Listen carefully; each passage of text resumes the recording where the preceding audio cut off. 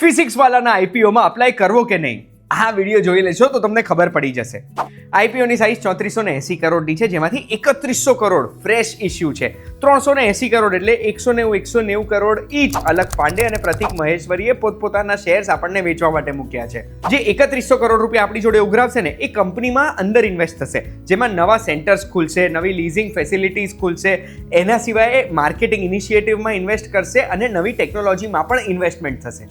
એક વસ્તુ સરપ્રાઇઝિંગ છે કે ઓફર ફોર સેલ છે, પણ એમાં કોફાઉન્ડર સિવાય કોઈ પણ ઇન્વેસ્ટર્સ પોતપોતાના શેર નથી વેચી રહ્યા.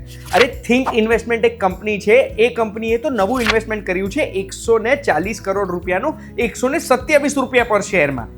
આ 127 રૂપિયા પર શેર પ્રાઇસ એ લોકોએ ગણી છે, પણ આઈપીઓમાં તો 109 રૂપિયા પર શેર પ્રાઇસ જ છે. 0.37% સ્ટેક આ લોકોએ ખરીદ્યો છે આટલા ભાવમાં. હવે બિઝનેસ સ્ટ્રેટેજીની પણ વાત કરીએ તો ફિઝિક્સ વાળાની ઓનલાઈન ઓફલાઈન જે હાઇબ્રિડ સ્ટ્રેટેજી છે ને, એ એમના માટે કામ કરી રહી છે. Online free of cost free content આપે છે, જેના લીધે એમના જેટલા બી યુઝર્સ છે, 95% યુઝર્સ ઓનલાઈનથી આકર્ષિત થાય છે ફ્રી કોન્ટેન્ટથી, અને એના પછી એમના હાઇબ્રિડ ક્લાસરૂમ્સમાં જાય છે. અને એટલે જ કદાચ 109 શહેરોમાં 198 સેન્ટર્સ છે એમના.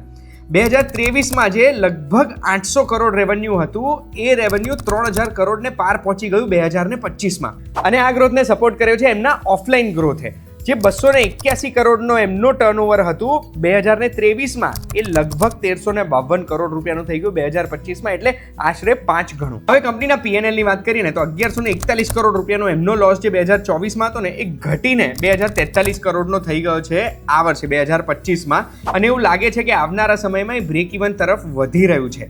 પણ લોસ તો લોસ છે. વેલ્યુએશનની વાત કરીએ તો જે 109 રૂપિયાનો શેર પ્રાઇસ છે, એ પ્રમાણે એમનું વેલ્યુએશન 30,000 કરોડ રૂપિયાનું થાય છે, જે રેવન્યુ કરતાં 10 ગણો છે, જે એમના કોમ્પિટિશન કરતાં વધારે છે.